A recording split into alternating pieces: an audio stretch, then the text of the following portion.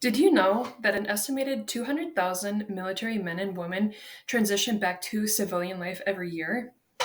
Did you also know that despite efforts from the U.S. Department of Veterans Affairs, also known as the VA, and other assistance programs, rates of life dissatisfaction, depression, and suicide amongst veterans remain alarmingly high? Today, we will dive into what veterans face when they are reintegrated into civilian life and the obstacles they face. So let's talk about the missing piece. What is it? Let's take a look at military life and identity. When a civilian enlists in the military, they begin their journey with basic training, also known as boot camp. This phase prepares individuals to become soldiers, demanding both mental and physical toughness. Beyond strength, it teaches soldiers to operate as a team. Through additional training, schooling, deployment, and combat, the bonds between service members strengthen. A soldier's identity is forged, and their sense of belonging becomes unshakable. Now, imagine what it feels like to be part of this dynamic. A rough day, a dangerous task, a life threatening scenario. These are not uncommon amongst military teams, and the connection built through these trials are unmatched. But then the day comes. They return home. Not all veterans face combat, but stress during reintegration is inevitable. Many veterans report that transitioning from the title of warrior to veteran is their first experience of identity loss. Why? Because their sense of self, built through years of service, is suddenly retired. If being a soldier shapes such a powerful identity and sense of belonging, what happens when it's taken away? Let's look at some challenges during reintegration, one of them being civilian workforce. How does a veteran translate military skills into civilian resume terms?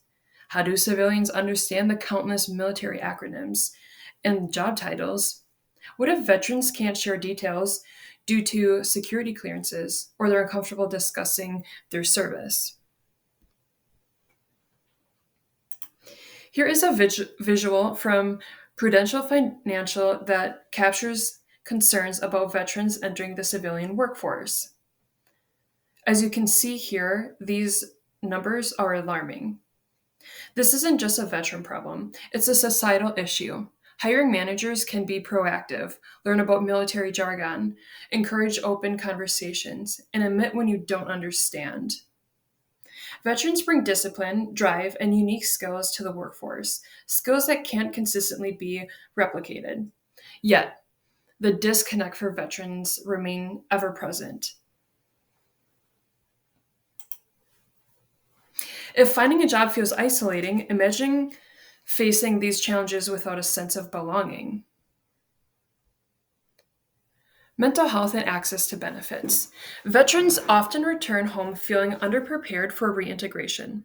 Combine this with identity loss, social disconnections, and feeling of being a burden, and the risk of hopelessness and suicide increases. But what about benefits? Many people assume that veterans are automatically covered by VA benefits. Unfortunately, that's not true. Veterans must apply for coverage, and even then, there's no guarantee they will qualify. Do you know veterans are approximately 2.4 times more likely to commit suicide than civilians are? Did you know that the female veteran suicide rate increased to 24.1% between 2020 and 2021? Mission Roll Call, a nonprofit advocacy organization for veterans and their families, estimates 44 veterans take their own lives per day. They also report that many veterans face difficulties navigating VA healthcare, a lack of awareness of benefits or challenges as working through the complex system to receive them, inadequate mental health support, long wait times at VA facilities, and their poor access to VA facilities in rural areas. As of 2021, there were a reported 16.5 million former service members across the country, according to the US Census Bureau. With just upwards of 9 million veterans enrolled in the VA healthcare programs, that means nearly half of all veterans are unaffiliated with the VA. Part of the issue is the challenges in transitioning from the military to civilian life. Veterans can easily become overwhelmed navigating the complex system of VA benefits alongside practical difficulties like securing a job and housing. If veterans can't access effective benefits, how can they seek help they deserve? Take my colleague Tyler, a veteran I interviewed. During what he calls his deep depressive episodes, he reached out for help only to be met with responses like, "Sorry, we can't help you," or "The doctor will call you back." Calls that never came.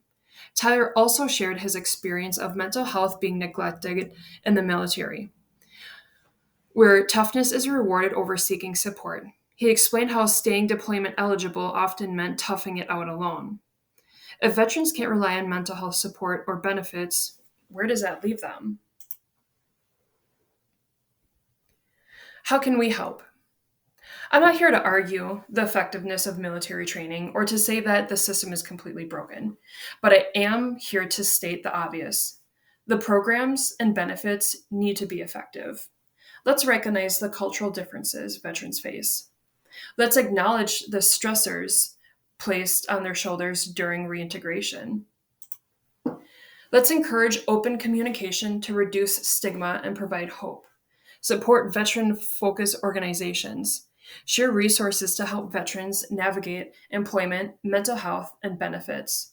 Encourage hiring managers to bridge the gap in understanding military roles and civilian careers. In conclusion, veterans have sacrificed so much for us. It's time we do better for them by understanding their struggles, breaking stigmas, and supporting programs that allow them to reclaim their sense of identity and belonging. Because the transition from warrior to veteran shouldn't mean losing who they are, it should mean gaining our full support. Thank you.